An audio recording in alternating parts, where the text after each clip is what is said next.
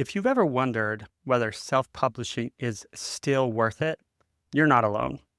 In this episode of Your Path to Book Publishing, I'm going to break down the 7 steps that every nonfiction author needs to know for self-publishing and being able to succeed in 2025 and beyond.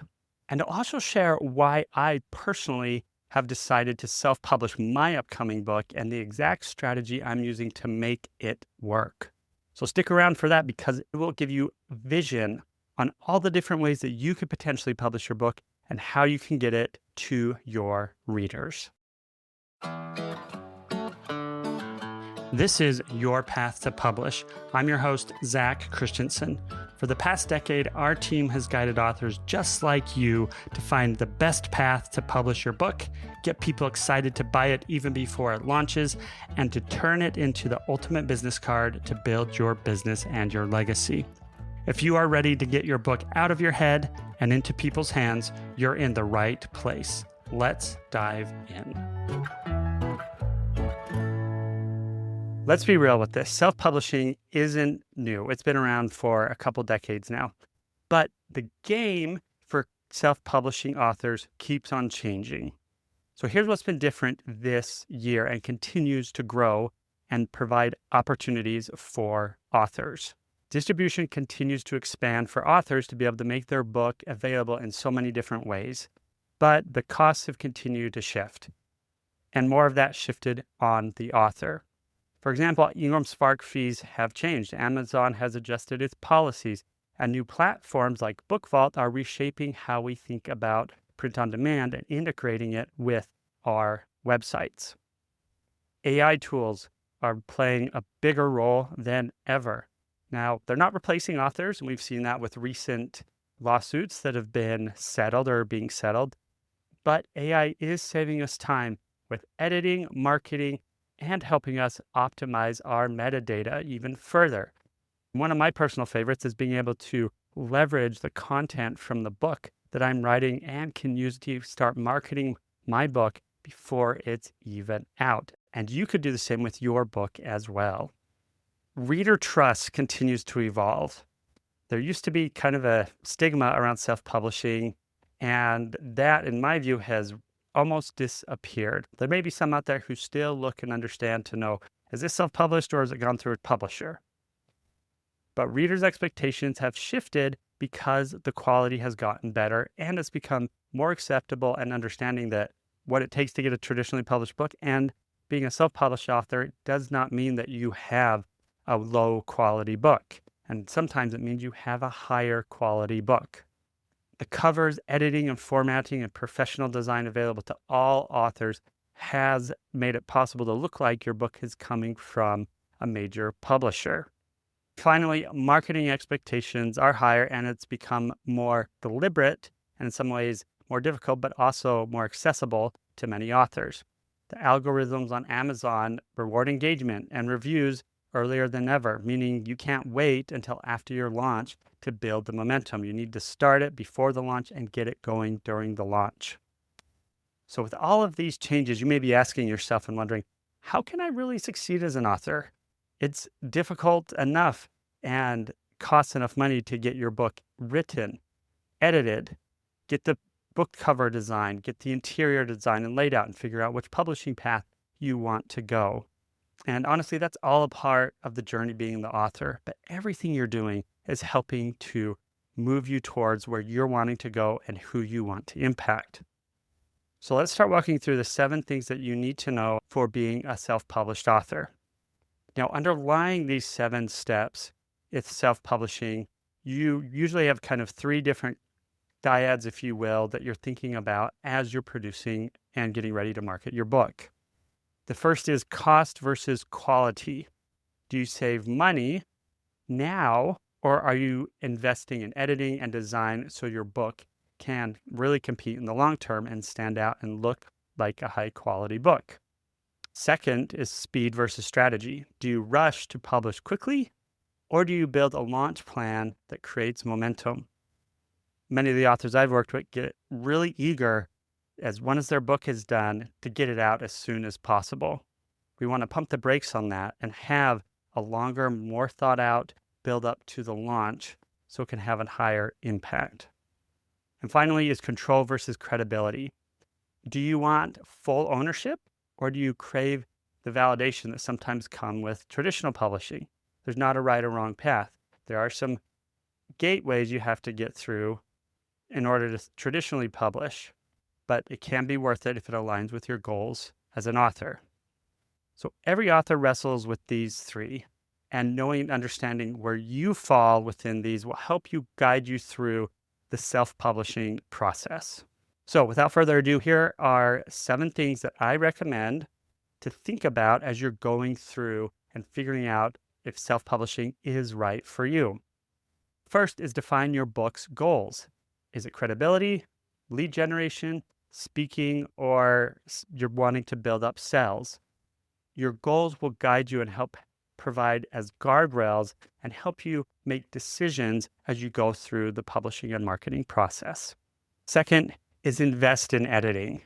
You want a high quality book that's free of as many mistakes as possible and keeps the reader engaged. So this will include developmental editing, copy editing, and proof edits. This will include developmental editing, having line or copy editing, having a copy editor go through at the very end, and really getting clear on what you need to do and how you need to shape your book that's going to resonate the most with your audience. Third is design. Design matters for your book. A professional cover is a must, and the interior layout can really help the experience for the reader be positive, or they may struggle a bit. I once read a book where the font type, I'm guessing to save on top, was shrunk down pretty small, and although it was a good book, it wasn't the most pleasurable reading experience, and I had to read it in chunks rather than sit down and go through it because the type was a little bit too small. Fourth is build your platform early, your email list and your LinkedIn presence or Instagram, TikTok, whatever it is. Building that out so everything goes to your email list needs to be in motion months before launch, because by then you're going to be able to learn exactly what your audience wants outside of your book. So you can bundle your book with separate offers. You can build anticipation for your book when it's ready to be released and get people to jump in right away and be able to build that momentum for your launch, getting reviews and getting your book spread by word of mouth. Next is choose smart distribution. Most nonfiction authors use a mix of Amazon KDP, plus Ingram Spark, or BookBaby, or BookVault, and you may have several different options depending on how you want to sell your book and what aligns with your goals. I love platforms that can integrate with your website and that you can sell directly to consumers and you're still using print on demand. That gives you the ability to be able to bundle, to add upsells, and really get added value for your customer and striking while they're taking a look at your book. And it puts more money in your pocket, and you can learn how you can provide better value for your audience because you'll have their contact information. Number 6, secure reviews early. Use advanced reader copies, whether it's electronic or printed ones if you can do it. Get reviews from trusted review services to fuel the algorithm and social proof. Some of these could be like leveraging Goodreads, getting endorsements from the experts in your field and influencers that could help you potentially promote the book. And then finally, think beyond the book. A book launch plan is critical, but so is the long game.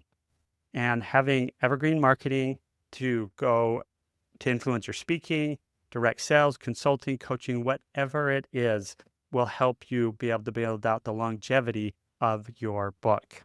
Now, for my book, I want to tell you why I'm choosing to self-publish for my upcoming book. For me, it really comes down to the options that are available to me to distribute the book and the ownership. I love that I can get the book out faster with self-publishing and maintain full control over the content and the distribution of what I want to do.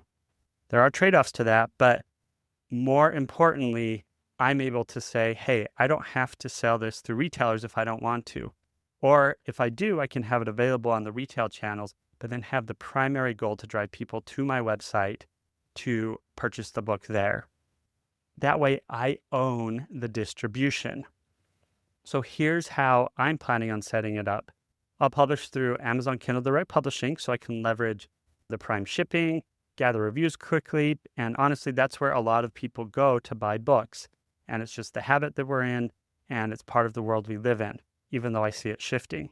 But I do want the book to continually get out there so I can leverage Prime shipping, gather reviews quickly, and help engage the algorithm to benefit them in the most way possible for my book. I also use Ingram Spark to get the book into other bookstores and libraries if they want it, because Amazon Kindle Direct Publishing only limits to their platform.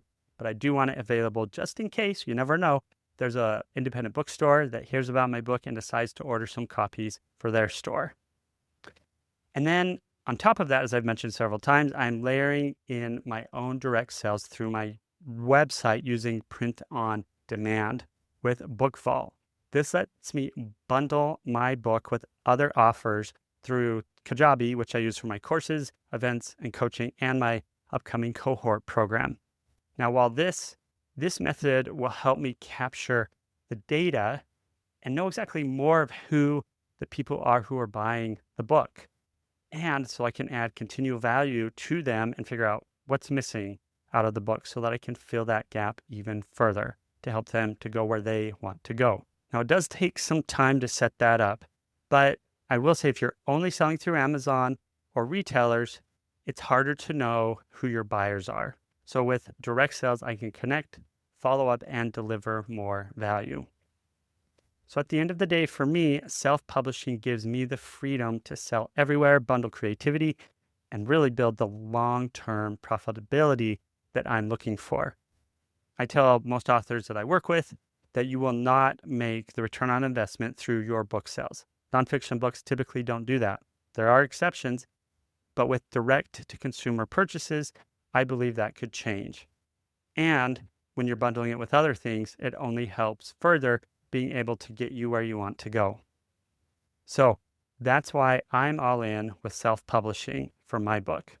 My future books, we'll see. Maybe that will change based on the goals and what I'm looking to accomplish. So let's do a quick recap. The publishing landscape has changed and shifted this year in 2025 and will continue to change. Every author has to wrestle with the cost versus quality, the speed versus strategy, and control versus credibility. And if you follow these 7 steps, from defining your goal to building your launch plan, you can succeed with self-publishing. Thank you for joining today.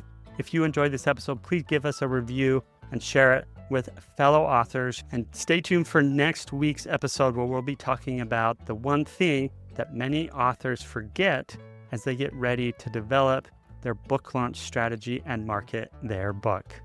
So go out there, keep writing, keep building your brand, keep marketing, and working towards the impact that you want to have. Thank you for listening.